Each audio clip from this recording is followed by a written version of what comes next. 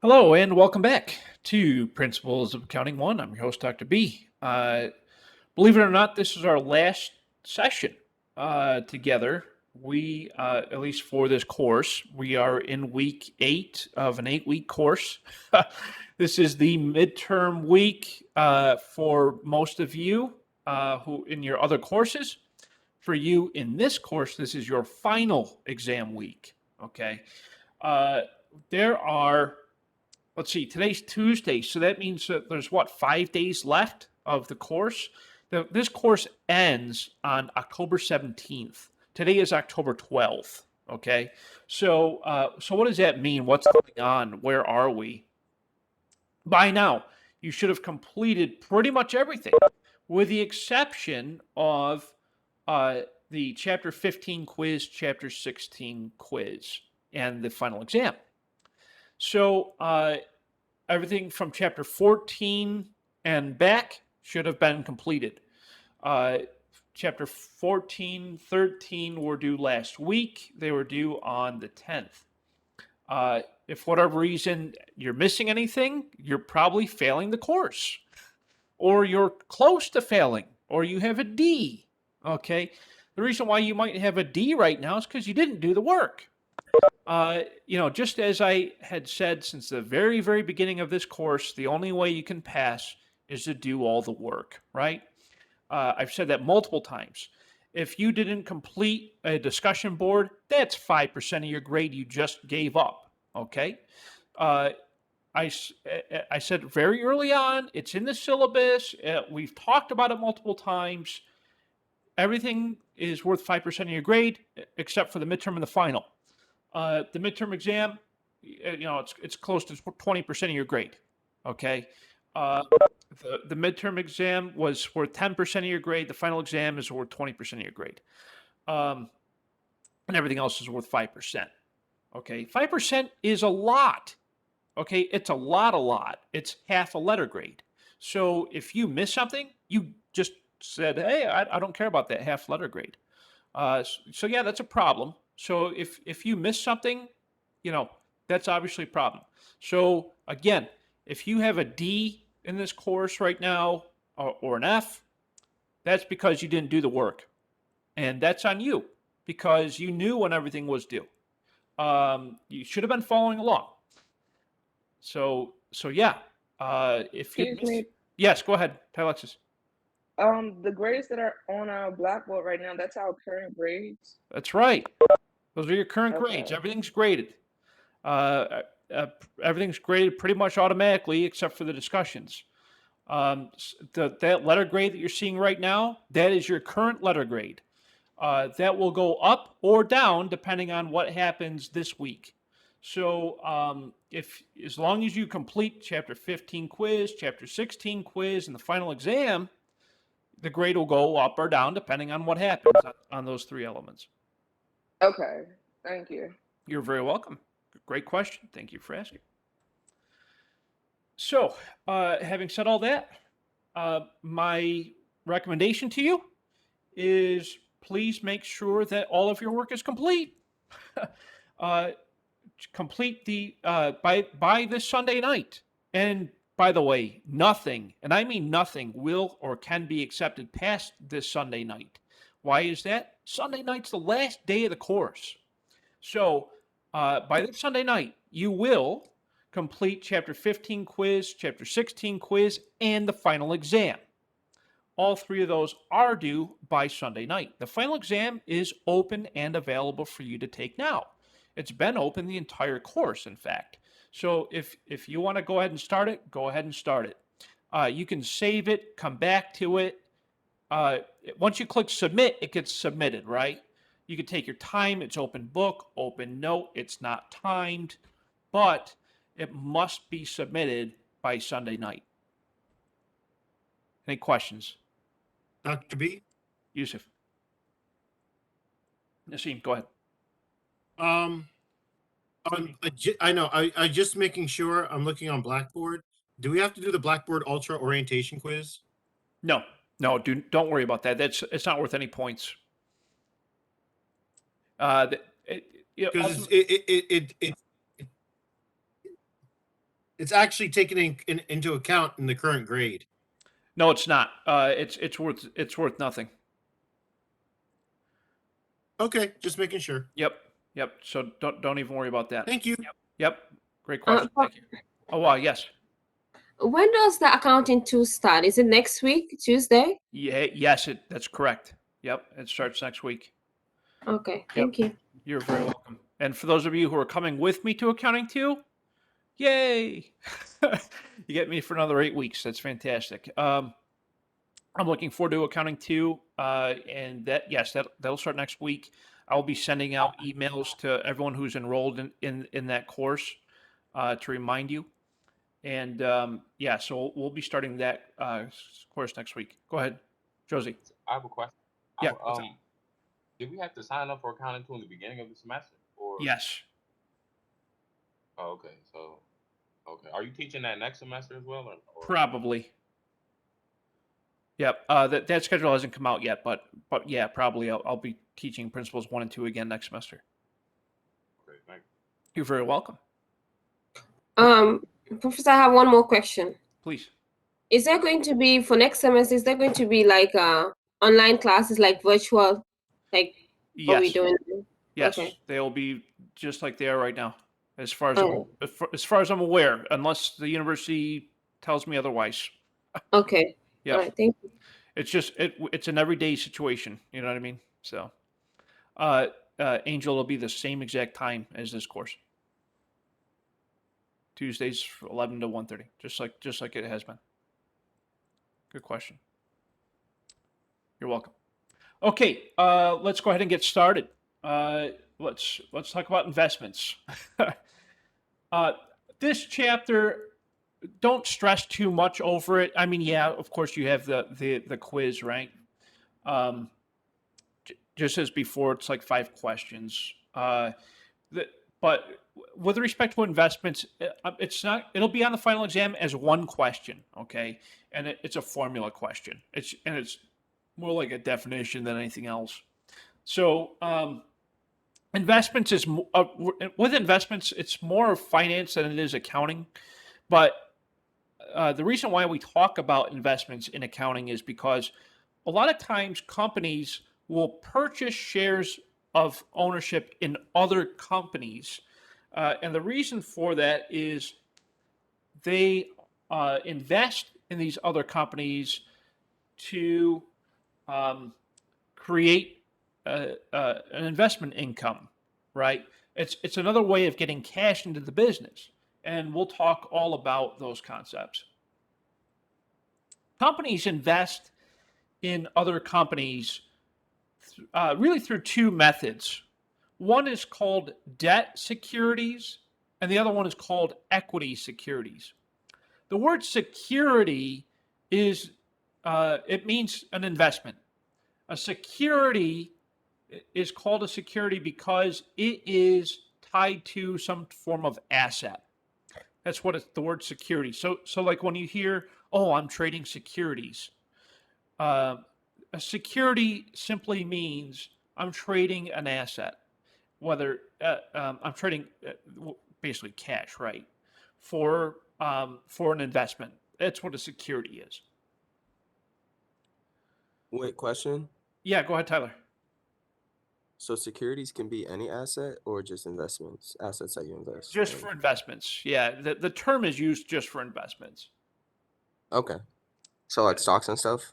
Yeah, Bonds and stuff? stocks, bonds, and other debt Mutual investments. Those funds. are called securities. Like for example, there's this thing called an asset-backed security. An asset-backed security is typically a mortgage. That's an asset-backed security, and that mortgage is bought and sold across banks and individuals through a process of packaging it and selling it as what we call a security. But yeah, Okay. to answer the short answer to your question is a security is bought and sold on the open exchange, just like stocks and bonds are. Okay. Yep. Yeah, that's a good definition. Excellent. Great question. Thank you. So just like anything else in accounting, there's short-term and long-term. So just like we have short-term and long-term liabilities, and uh, short-term and fixed assets, we have short-term and long-term liabilities. We also have short-term and long-term investments. This is 15, Mark. The short-term and long-term investments are how long we hold on to these investments, and so less than 12 months, short-term. Longer than 12 months is long-term. So it's very similar to debt liabilities. So let's talk about investments. Why do we invest? Why do companies invest into other companies? Why do companies invest in other items like assets? The reason why a company invests into another company or into other assets or even into debt is to generate income. That's why do companies do anything? They exist to make profit, right? That's the whole reason why a company even exists in the first place, is to generate revenue and make a profit and to keep growing, and right? That's the whole idea in business, right? The only reason why a business even exists is to make a profit. That's why do we do that? To make a profit. That's the obvious part, but the reason why companies invest their extra cash into investments is to, of course, make more profit, generate higher income. Where does that income come from, you might be asking? Well, if I invest my company's extra cash into another company, how am I getting extra income from that? I'm basically giving them cash. You're getting it through interest. Through interest, of course. The company's going to receive interest payments based off of those investments. Or they might receive dividend payments. The company will receive the dividends from those investments, or Question something like those. Yeah, go ahead, Tyler. pertaining, because it sounds like this pertains to what we talked about in the last chapter, the last 2 chapters. So That's right. the interest that a company would receive in investing in a business would be if it were a bond. They get interest off bonds, right? And then dividends off stocks, or does it work both ways? Both ways. Yep. So Oh, okay. I didn't know that. yep. So from a company perspective, from individuals, it's more like it'd be off the dividends from the stocks. It would be Okay.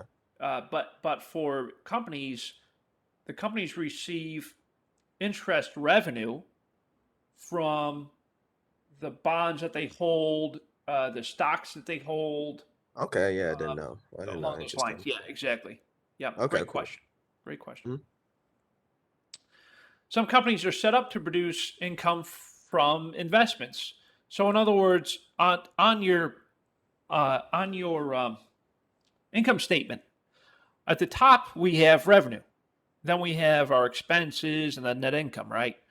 On the revenue side of things, you might see a line item. You have your sales revenue, but then you might see another revenue line that says investment revenue.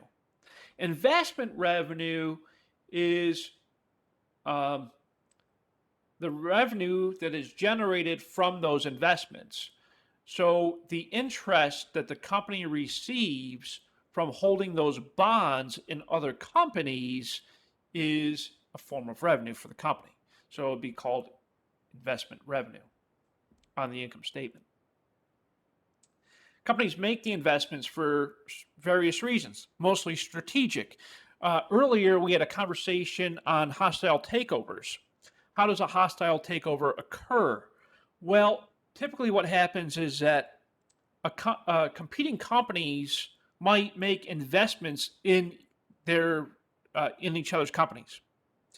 For example, I'll give you something that really happened. And this happened back in the 90s. I think it was the 90s. In Seattle, Washington.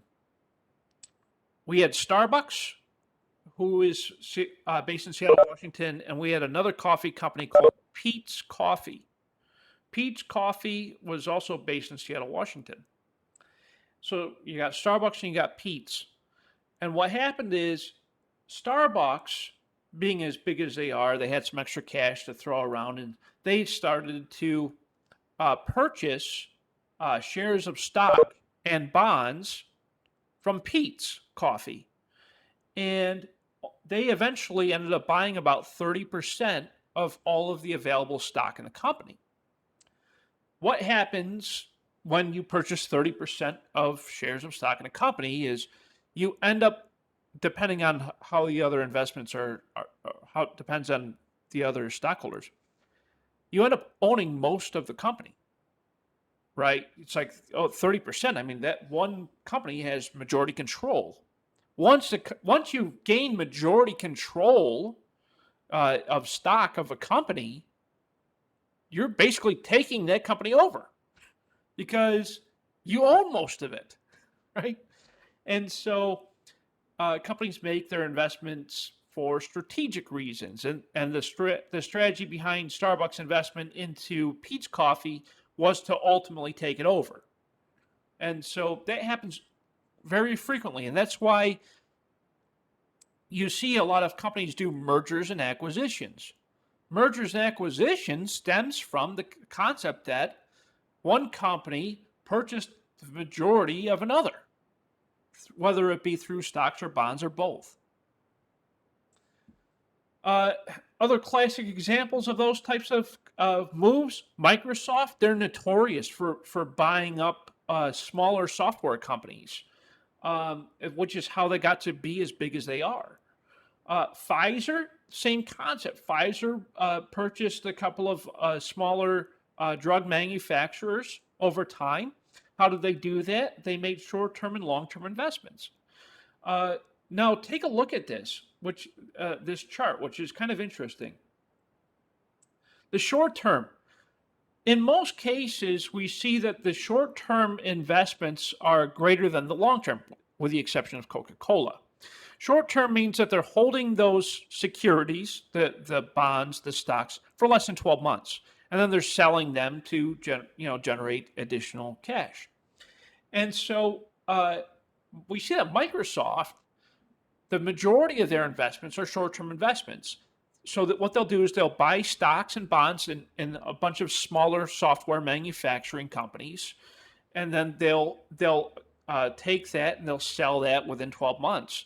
And what Microsoft's doing by doing that is they're generating more cash through buying and selling those short-term investments. So it's fascinating. It's just it's an interesting way for these companies to generate additional cash. So as we'd said earlier, short-term investments are securities, stocks, bonds, whatever, that management intends to convert into cash within 1 year. So if I purchase a share of stock, and let's say I'm on Macy's, and I purchase a bunch of shares of stock in, we'll say, on Macy's, I'm going to buy a bunch of shares of stock in, I don't know, we'll say Claire's Jewelry. Okay, so I purchase a bunch of Claire's Jewelry stock, and on Macy's, and then I sell that I sell all that stock within 1 year. I'm converting all that investment into the cash that my initial investment plus the cash, the additional revenue that I earned from the sale of it. That's a short-term investment. A long-term play might be, Macy's bought shares of stock in Lord & Taylor, and they kept those stock investments for greater than 1 year. Well, that would be a long-term investment.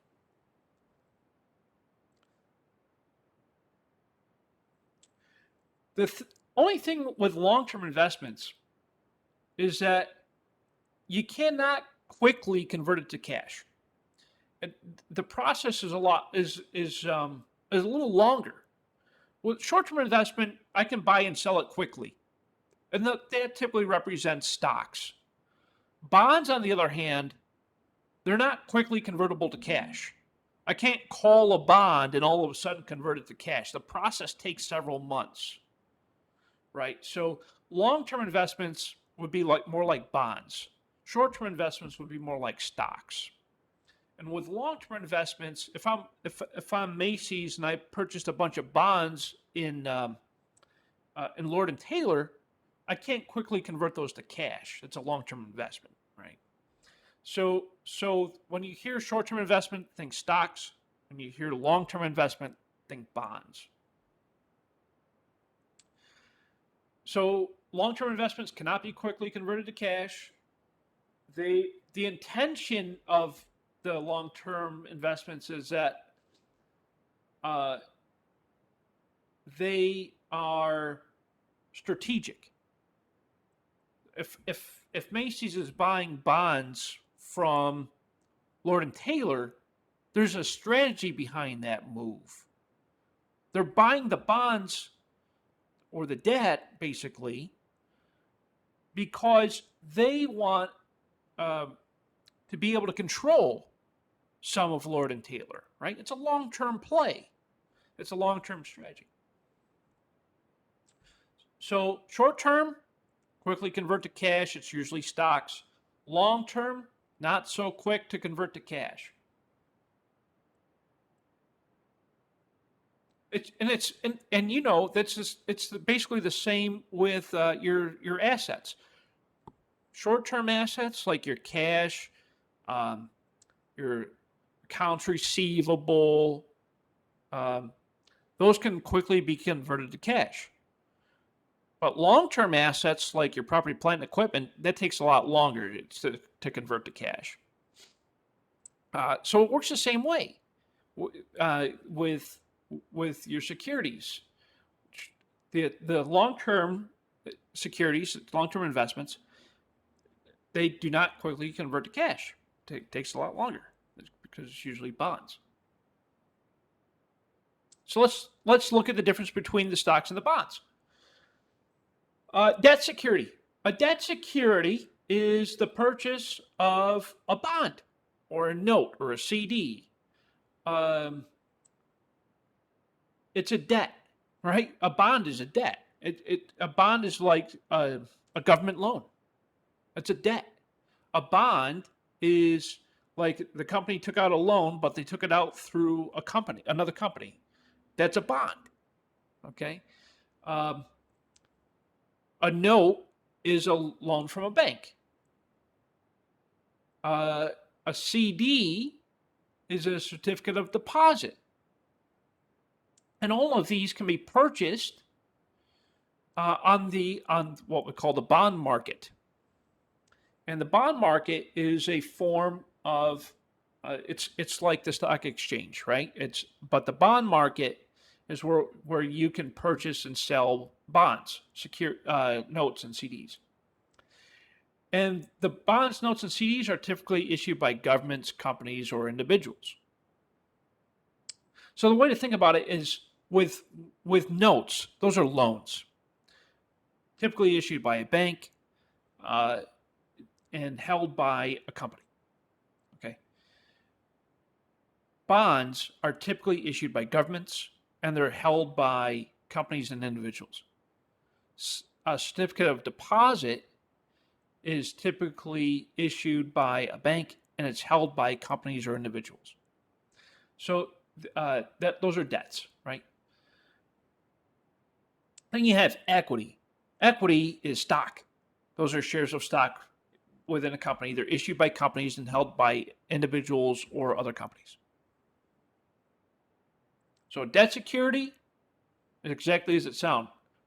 Notes, which are loans, bonds, which are kind of loans, and CDs, which are investments into a bank account, a certificate of deposit.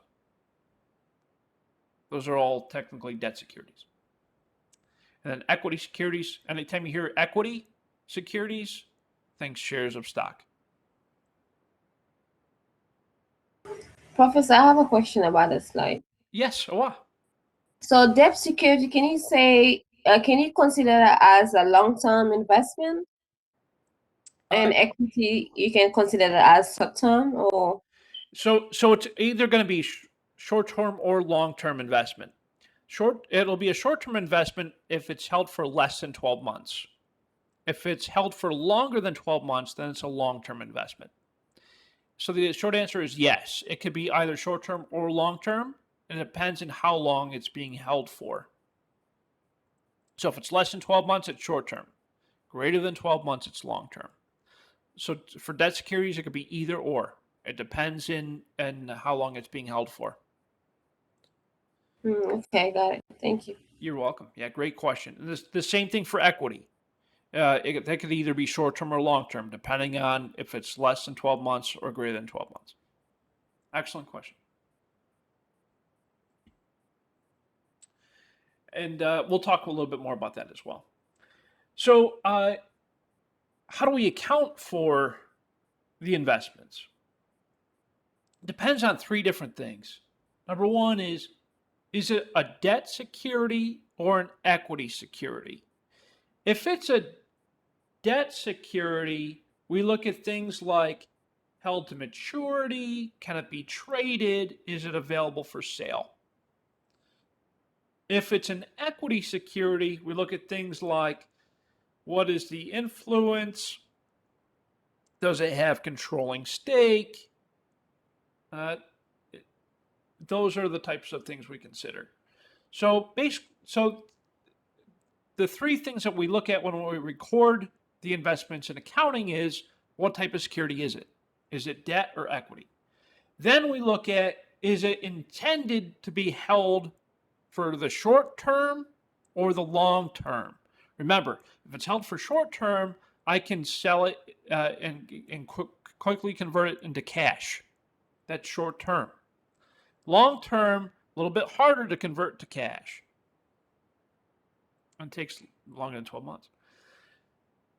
And the third thing we look at is what is the percentage of ownership in another company's equity securities? So just as we talked about earlier, what happened with Starbucks in the 90s when they eventually acquired Peet's Coffee is Starbucks purchased 30% of ownership into Peet's Coffee by purchasing 30% of their shares of stock.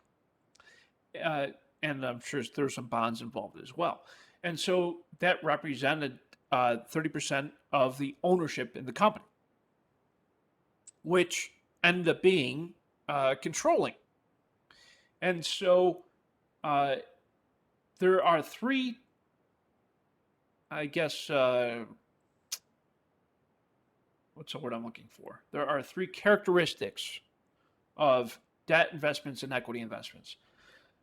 With debt investments, we look at held maturity, trading, and available for sale. Held maturity means, are we intending to hold this debt until it matures? As you recall from the earlier chapters, the word maturity means when it becomes due. The date of maturity. That's when is the debt due, right? When is it payable? Trading. Trading is where the debt security can be actively traded. I can buy and sell that debt at will on the market. So you may have seen this before. You've probably seen this before.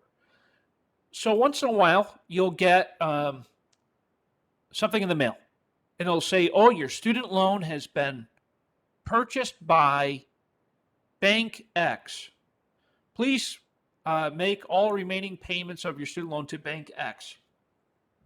Or your mortgage, right? Oh, your mortgage, your bank sold your mortgage to this other bank. Please make your payments to this other bank. Very common. That happens all the time with student loans, with mortgages, even car loans. So your bank, whoever you have your loans with, if you read the fine print, right? You read the fine print, it'll say, we reserve the right to buy and sell your loans. And that's called trading. They will sell or buy loans on the open market. That's called debt securities. That's what the trading is. That's very happens all the time. And the third characteristic of debt investments is it available for sale? Available for sale means the debt securities don't have trading, but they can be bought and sold. And then with equity investments, the three characteristics are, is it insignificant influence, significant, or controlling? What do we mean by that? Insignificant influence is where we have a low percentage of ownership. A low percentage of ownership typically has insignificant influence. In other words, if I own one share of Starbucks, I can't influence any decisions at Starbucks. I only have one share. Okay? I own 1% of the company. That's insignificant. Okay? There's no control, there's no influence. Significant influence means I have 10% ownership in the company. Okay, that's a little bit more significant. You own 10% of the company through the shares of stock. That's significant. Okay. You have influence. Your voting power is stronger than others. Or do you have controlling influence? Controlling influence is essentially, I own 30% of the company through my shares of stock. That's controlling. Why is it controlling? You're the largest shareholder. You can dictate to the board of directors whatever you want with this company. Right? That's what that means.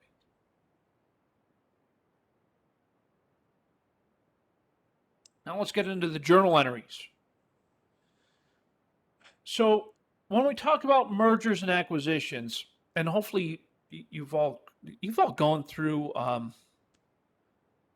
what's the name of that course? With the intro to business. You've all had intro to business, right? Anyone here not have intro to business? I had it at another Hey. school. You've had it, Mark? Yes, I did. I had Okay, it at okay, another good. school. I did not. You did not. Okay. All right, Nassim. So some of these terms. Most of us that are in the mortuary science program, this is a prereq, and we didn't take any business course. Some of us did. Okay, understood. Thank you. Thank you for clarifying. Okay, if you did not take intro to business, there's a couple of terms that you've probably heard them at some point in your life, but I'll explain what they are. So in business, we have this thing called mergers and acquisitions. A merger is an agreement between two companies to get together and to form one company. That's a merger. It's where two similar companies have synergies. They say, hey, competing company, I think we would work well together. Let's get together and form one company. That's a merger. Like JP Morgan Chase and Bank One, they merged together. They conformed one. They merged together into one. That's correct. That's correct. Yep, that's a great example. As another example, SunTrust and is it TD Bank? Yes, SunTrust and TD Ameritrade. Yes, that's correct. Yep. Also, Wells Fargo and Wachovia Bank, they merged into one. That's correct. Another excellent example. So that's an example of a merger. They got together, they made an agreement. It was very mutual, right? So not one company took the other company over. They just said, hey, both of our companies are great. They would do really good together. Let's bring them together. That's a merger. An acquisition, on the other hand, is where one company takes over another. That's an acquisition. And it's typically through a purchase.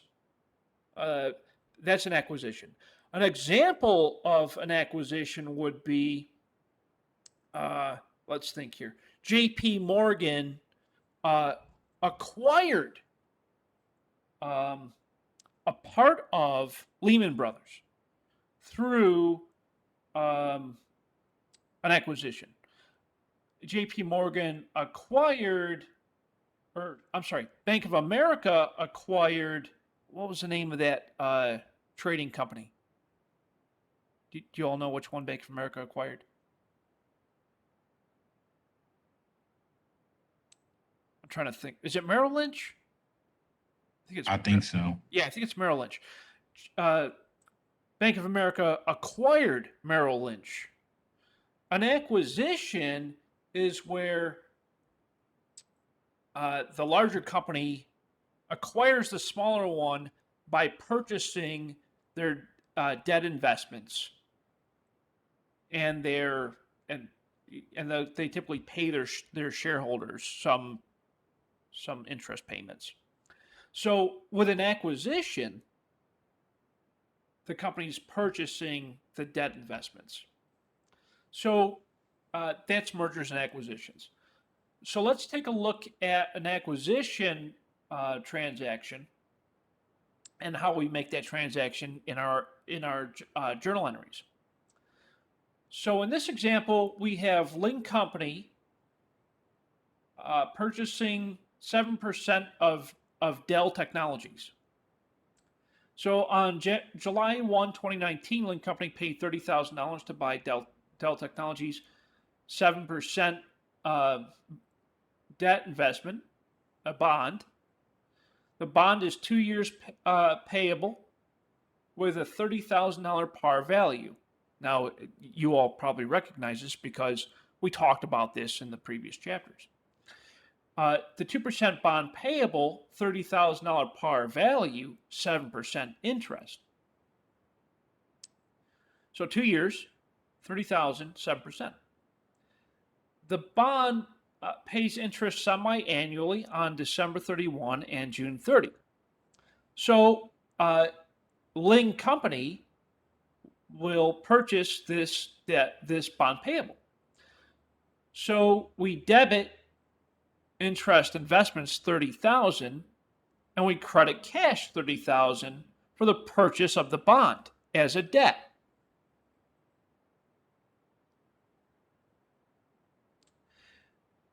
So in other words, Link Company owns the bond that they purchased from Dell, and Dell will pay Link Company interest twice a year, and so this is the journal entry for that, and it looks very similar to for you because we talked about this when we went over bonds in the previous chapters. So the interest payment is $1,050. How do we get that?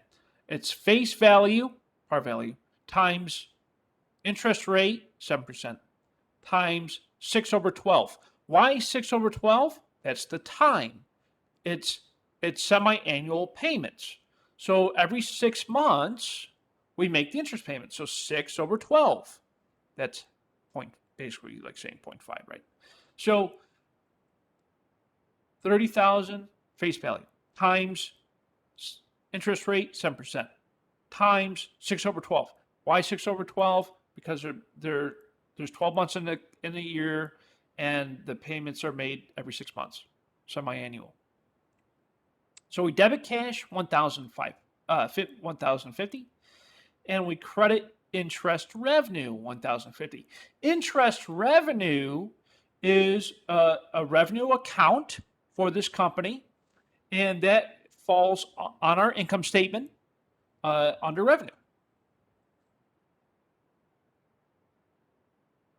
And on the balance sheet, the previous entry, on the balance sheet, we have debt investments $30,000.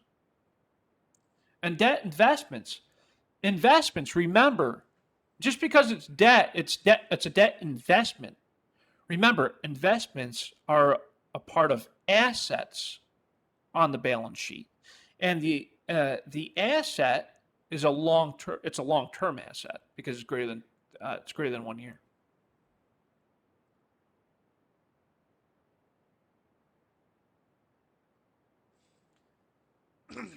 So when the bond matures on July 1, 2021, Dell Technologies will pay Link Company the face value of the bond.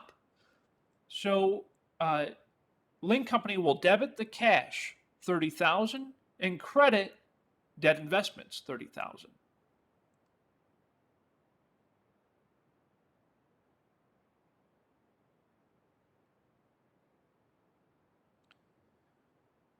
What about trading?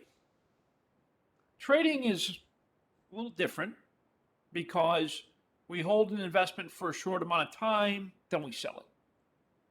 And so I'll talk about that. Trading is a form of a debt investment. It's basically like saying I'm buying and selling bonds, right? I'm holding it for a short amount of time, then selling it. Holding it for a short amount of time, then selling it. Why do companies do that? To generate a small revenue. Their debt investments, they're actively managed for profit. In other words, the only reason why companies do investment trading is to generate a small profit. It's always a current asset. In other words, I can quickly convert it into cash, and I hold it for less than 12 months. The portfolio is reported as fair value. Fair value is similar to market value. It's where let me break this down. The word portfolio, just in case you don't know. The word portfolio means it is a list of all of the investments that your company has made into other companies. Just individuals also have portfolios. Your 401k or 403b or whatever it is that you have for your retirement fund is called a portfolio. It's a portfolio because within your 401k, 403b, whatever, you have a lot of funds, mutual funds that have multiple stocks within those mutual funds or those other funds. And it's called a portfolio because there's a lot of investments. So that's what a portfolio is, just in case you don't know. And the portfolio is reported at fair value. The unrealized gain or loss stems from the change in the fair value reported on the income statement. Over time, pretty much every second of every day during the trading hours, your portfolio goes up and down with the stock market. It mimics the stock market, right? The same things happen with bonds. The bond value goes up and down. It mimics what's happening on the bond exchange. And so when you go to, you record the purchase and you record the sale, right? And the difference comes from the change in the fair value, which is similar to the market value. And that difference, of course, hopefully, becomes income for the company, or revenue. So here we have a company, TechCom, that is trading securities for a total cost of $11,500. The fair value is listed as $13,000 as of the end of 2019, which is the first year that the security was held. There's a $1,500 difference between $13,000 and $11,500. And that difference is the unrealized gain which is the difference between the cost and the fair value. So, in other words, the value of this investment increased over time from the time that I purchased it. I purchased it at 11,500. It's now worth 13,000. So that means I have an unrealized gain of $1,500. So at the end of the year, I record the unrealized gain. How do I do that? I debit fair value adjustment for trading, 1,500, and I credit the unrealized gain income, 1,500. The unrealized gain income, 1,500, is us recognizing the income that we earned from the increased value.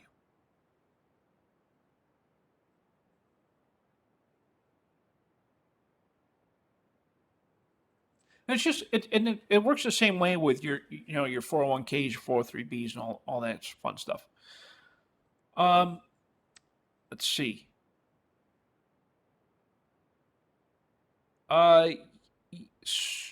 Great question, Mark. So Mark asked, can you lose money from your 401k, 402b, 403b, whatever? The short answer is yes. The long answer is maybe. So yeah, of course you can. So if you look at what happens in the stock market every day, like right now, I think we're down on the Dow Jones Industrial is down 100 points or whatever. Okay. It'll probably go back up. It will go back down. It'll go back up every second of every day from 9:30 in the morning to 4 o'clock in the afternoon. If we start the day 9:30 in the morning and we're at 14,000, we'll say, okay, we end the day 13,900. So, okay, we lost 100 points for that trading day. That 100 points represents $100 million on the open exchange. So if you look at it from that perspective, your stocks within your 401k, 403b, lost value if they're on the Dow Jones Industrial. So yeah, it fluctuates over time. You'll lose money, you'll gain money. The idea with the retirement accounts is you leave them alone. Don't screw with them. Let them sit for many, many years. Okay? Why is that? Because intrinsically, over time, the market will always go up. Okay? So we start the year at a certain amount. It goes way down, and then it goes way up. And then it goes way down, and it goes way up. It fluctuates over time. So the short answer to your question is yes. The long-term answer is probably not. Good question. Our company, TechCom, is selling trading securities that cost us $100 for $120 cash. In other words, I paid a premium. Okay, paid a premium. I sold it later on January 9. Okay, so I sold it for, I see. I sold it for $120 cash. It originally cost me $100. So I got $20 profit, $20 income basically. Great. So I debit cash 120. I credit debt investments 100 because that's the face value. And I credit gain on the sale of a debt investment, $20, so to represent the $20 increase in my income. And so basically what this is doing is it's removing the debt investment from my book, and I'm increasing my cash.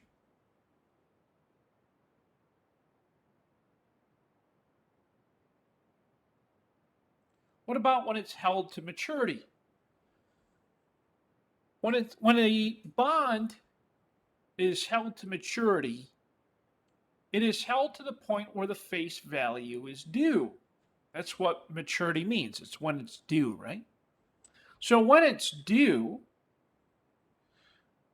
is the date of maturity.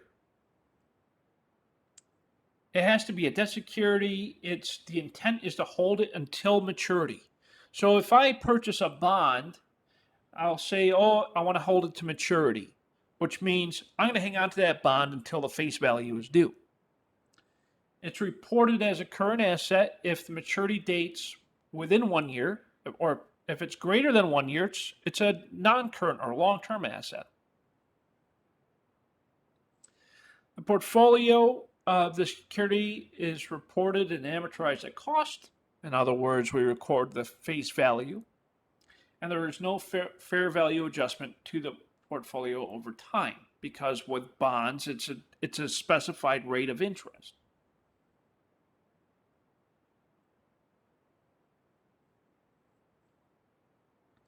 When a debt investment is held available for sale, it's classified as trading. It's not classified as trading or held to maturity. It's a short-term investment because I plan to sell it within 1 year. It could be a long-term investment if it does not meet the short-term investment criteria. In other words, if I hold something available for sale, if I sell it within 1 year, it's short-term. If I hold it for longer than 1 year, it's long-term. It's the value. Its value is at fair value or market value, and its unrealized gain or loss is reported as in the equity of the balance sheet.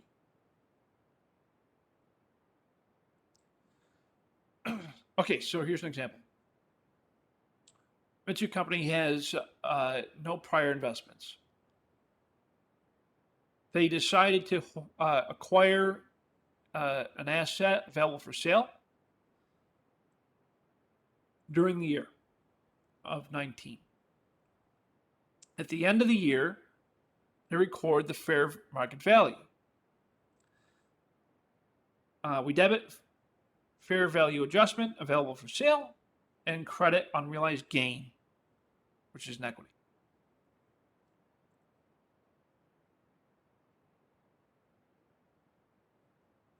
This is what it looks like on the balance sheet.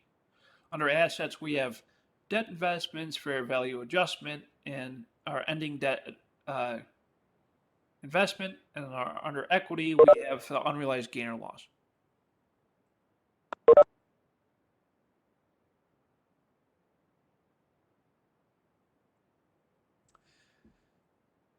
Let's assume that the next year our company Mitsu portfolio it's a long-term security, and we have $81,000 cost and an $82,000 fair value. Which gives us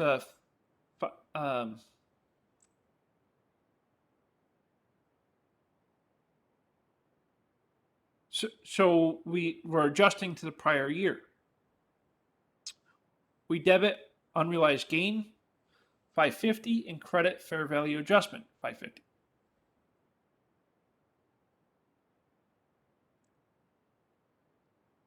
Okay, let's talk about the equity side. So that was debt investments. So let's talk about a little bit more about equity investments. Equity investments is represented through shares of ownership in stock. And there are methods to identifying whether it's insignificant, influence, significant, or controlling. Basically representing shares of ownership. So 0 through 20% is considered to be insignificant. It's hard to influence a company when you only own 20% of it. Okay, you can't say, "Oh, hey, board of directors, you should be doing this, you should be doing that." You own 20%. Get the hell out of here. I'm not going to listen to you. Okay, that's what insignificant means. You cannot influence the board of directors with only owning 20% of the company. It makes sense, right? It's like you own a lower percentage you don't hold that much influence. So we say 0 to 20% of ownership is called insignificant influence. You can't dictate to the board of directors what to do. If you have 20 to 50% ownership in the company through shares of stock, that's significant. Okay.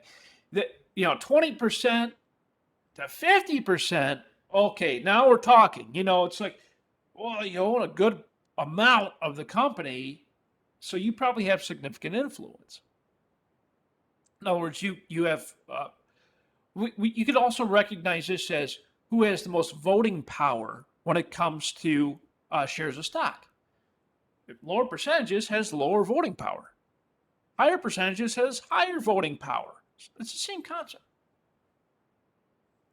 And if you own more than 50%, you obviously have controllership over the company. If I have 51% ownership in a company, I own the company. I'm the majority owner. I have controlling interest.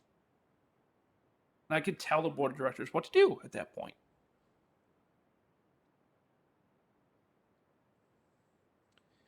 Professor, I have a question. Go ahead, Mark. So let's say, for instance, if you bought Tinsley Enterprises and you hold 51%. Mm-hmm. Does the person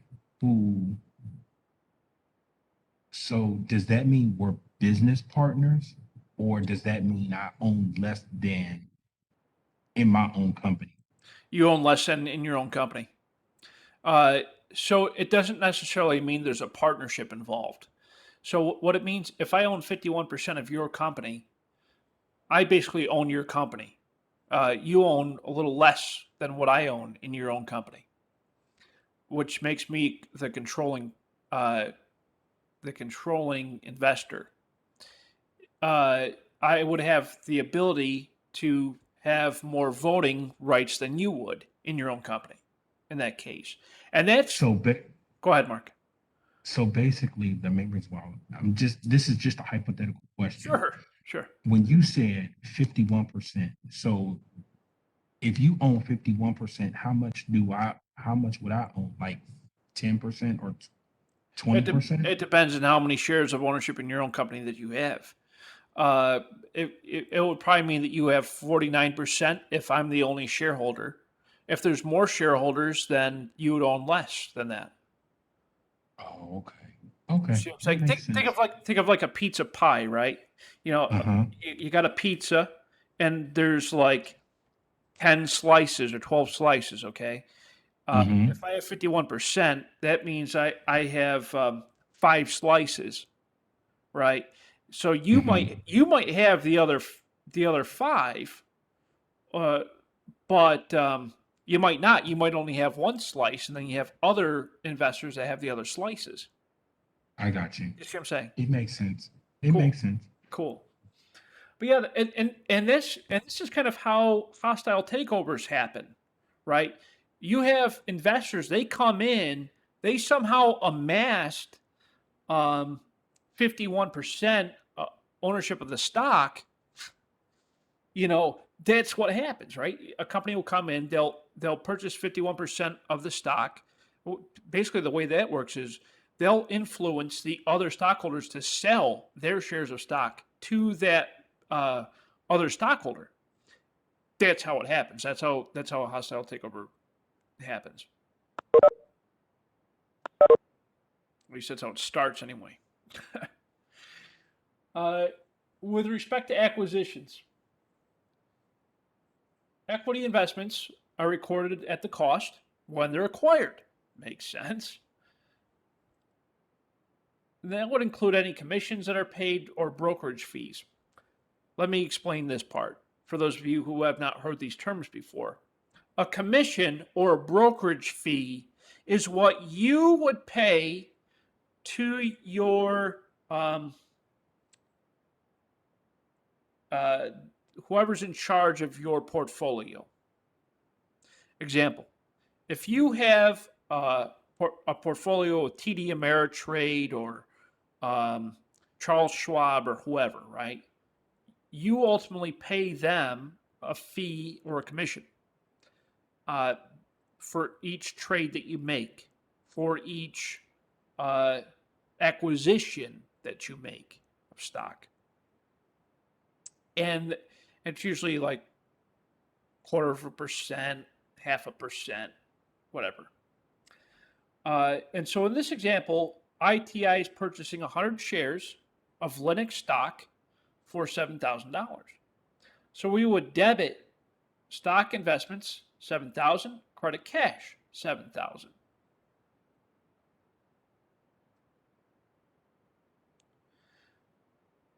On November 1st, we received a dividend from our stock investment.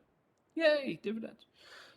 So we would debit cash, $10, credit dividend revenue, $10. Dividend revenue is a revenue account on your income statement.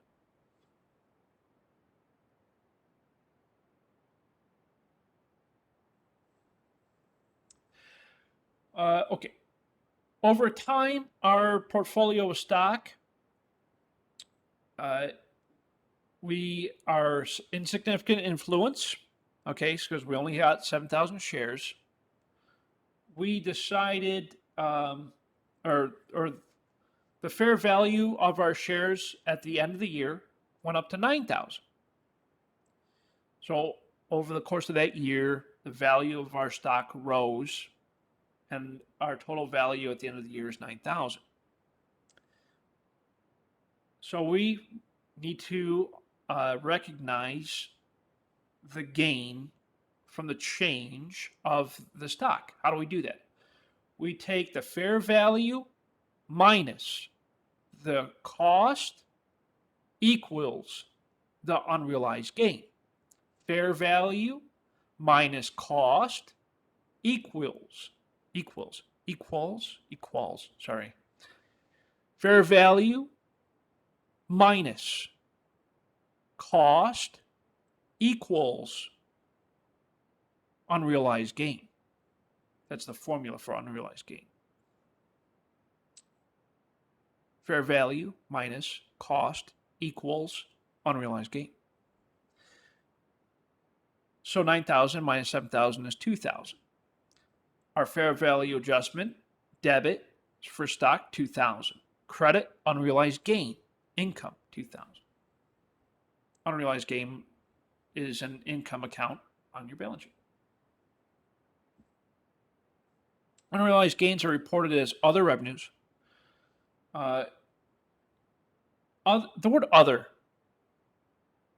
other is represented on your income statement. The word other simply means that it is not the primary part of your business. My revenue that I earn in my business, that's from sales. That's the majority of my business. I might earn other revenue through investments, right? And so it's other revenue. It's like that side money, but it's not the primary reason for your business existence. That's why we call it other. The fair value adjustment represents the stock that's a permanent asset reported on the adjustments in the portfolio. Costs are kept in one account, and fair value adjustment is reported as assets. So here's an example of that. So our assets would represent stock investments, fair value adjustments, giving us our ending balance stock investments. Or it would be simply recorded as one line, stock investments.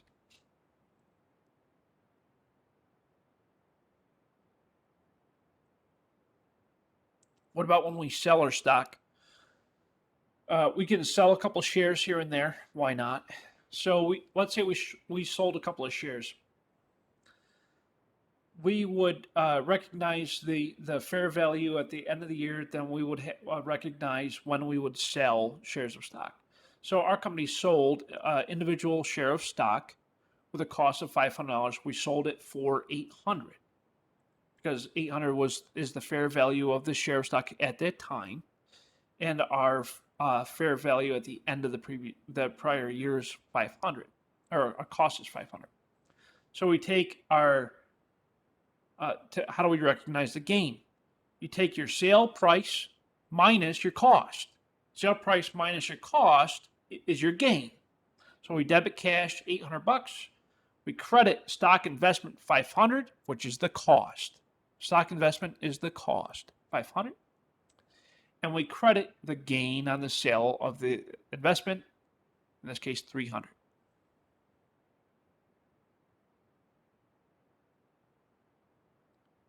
What about when there's significant influence? Remember, significant influence means we own between 20 and 50% of the company. Significant influence. Micron, good example. Micron, January 1, 2019, Micron recorded the purchase of 3,000 shares from a company called Star Company. That's 30%. That represents 30% of the total number of shares outstanding for Star Company. Of common stock, the total cost was $70,000. So we debit equity investment, equity method investment, $70,000. Credit cash, $70,000. Record the purchase of 3,000 shares. At the end of the year, on our income statement, we have, at the end of the year, the company that we invested in reported a net income of $20,000 for 2019. Micron would record $6,000 share of earnings, which is 20,000 times 30%, 6,000. The debit increases Micron's equity in Star Company, and a credit increases the earnings from equity method.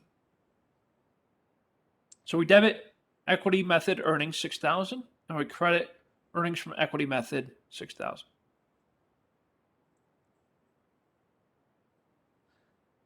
Basically, all this does is it represents the increase of net income from our investment into the smaller company, because when you own the majority, or I'm sorry, what we call significant influence.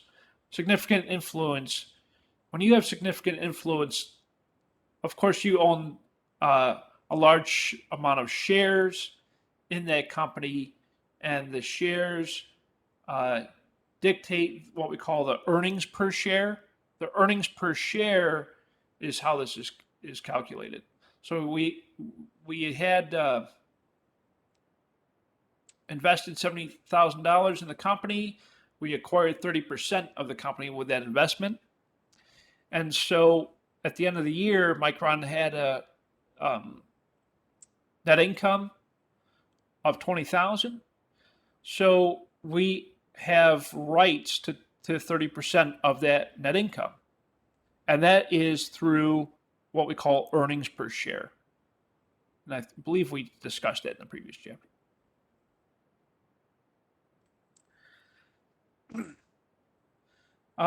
Periodically, we receive cash dividends for our investment. The dividends reduce our equity method investment because we're receiving cash, right? So the company paid the company we invested in paid out $10,000 in cash and dividends. Since we have 30% of the company, we would receive $3,000. So it's the amount paid out in dividends times the percentage of ownership. That is your equity method investment. So we debit cash 3,000, credit equity investment 3,000.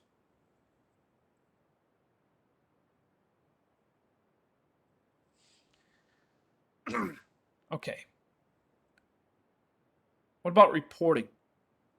Here's another term that we kind of discussed a little bit, but to a degree when we talked about assets. Book value. Book value of an investment is the cost plus the share earnings minus the share of dividends. That's book value. It's basically like saying ending value. It's book value. when we talked about book value before, we talked about it from the perspective of assets. Book value is the cost minus the depreciation, right? That gives you book value. How much is it worth?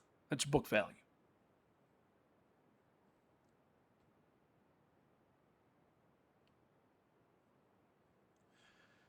When we sell our significant investment, we debit cash for the amount that we sold it for, and then we credit the face value of the equity method investment, and we credit the gain on the sale.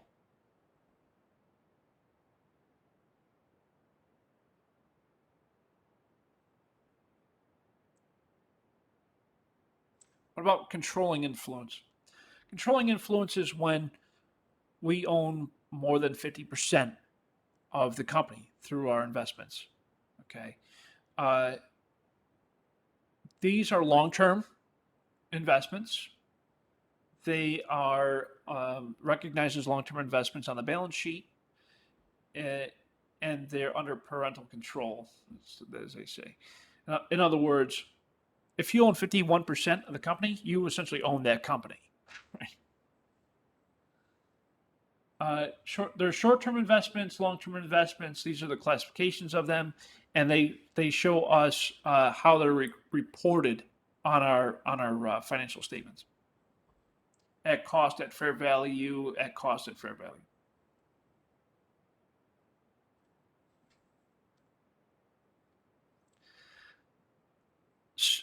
When you look at some 10K reports, which are the annual reports filed by publicly traded companies, you will see the income statement reported as what we call comprehensive income. Comprehensive income is basically a short version of the income statement, and it shows really 3 lines: net income, other comprehensive income, and comprehensive income. So net income plus or minus other comprehensive income or loss equals comprehensive income. Comprehensive income, it is the consolidation of income. That's what that shows us. That's why we call it comprehensive. It's basically like a real short form of income. Oh, your favorite, ratios. I think there's only one. But this ratio is important to know because it shows us how well our company is using our assets to generate revenue. This ratio shows us how well the company is using our assets to generate revenue. That's what return on assets is. It's profit margin times total asset turnover. These are also 2 different ratios. Profit margin is calculated by taking your net income divided by net sales. Net sales, that's your net revenue, yeah? Times, or total revenue, times total asset turnover, which is net sales divided by average total assets. You can shorten this equation by saying the return on total assets equals net income divided by average total assets. How do we get this? So if you remember a long time ago when we were doing like basic math stuff, you know how when you multiply 2 ratios, you can cancel out the numerator and denominator if the 2 are the same, right? So that's basically what this shows us. The net sales gets canceled out because one's on the numerator, one's on the denominator. So the short version of this equation is return on total assets equals net income divided by average total assets.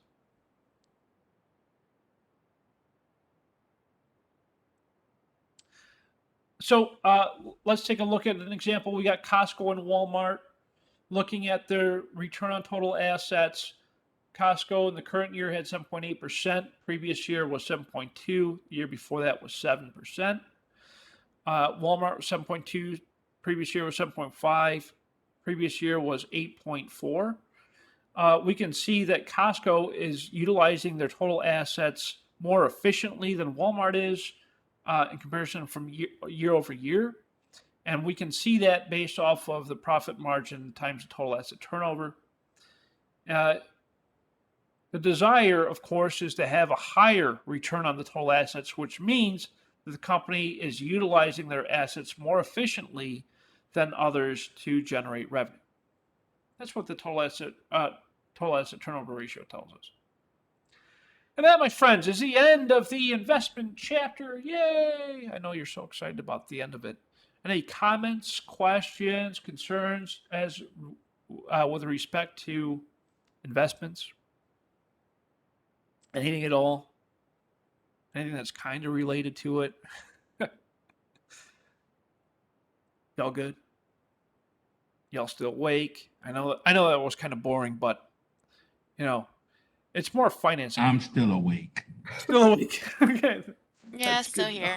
Okay. Professor, I do have a question. Yeah, what, please. Yes, when two companies merge, how does that work? Like when two companies merge, is it that only one company's name is I don't know how to phrase this question. It's Like used. Yeah. Yeah. yeah. So Yeah, you're right. Mhm. mhm. So for example, Bank of America and Wells Fargo merge together, right? So what's gonna be do they keep their names or how does it work? Yeah, great question. It depends. Is the answer to that? It depends on the agreement. So Okay. with a merger agreement, typically what happens is both companies will agree on terms. They'll say, "Hey, this brand has greater brand recognition. Let's use that name." And that type of agreement is made between the two companies at the time of the merger. So. Or which one has the stronger balance sheet? They might go with that, right? It really depends in the merger itself what the agreement is. Okay. Typically, the way it works is whatever company has a stronger brand recognition and or has a stronger balance sheet, that's typically the name that they go with. So in the case of Wells Fargo and Bank of America, if something like that were to ever happen, we would see that more than likely Bank of America would be the name of choice, and the reason for that is because of brand recognition and their balance sheet is probably a little stronger. Yeah. Okay. Professor, can they also Great go a question. different way too, just changing the name totally, like how SunTrust and Yes. okay. Yeah, 100%. And I've seen that as well. Like they'll pick a third name that doesn't exist. Yeah, absolutely. Yeah, that happens frequently as well. Like if both brands are tarnished for whatever reason, that'll typically happen. Yeah, great examples. Good questions. Okay, let's go ahead and stop this recording. We'll start the next one. The next chapter is a little bit more exciting. Do you all want to take a short break? How are you all feeling? Yes, please. Can we take a Short small break. break? Okay, 5 minutes. Let's do a 5-minute break. Return 12:30. Okay. Thank you.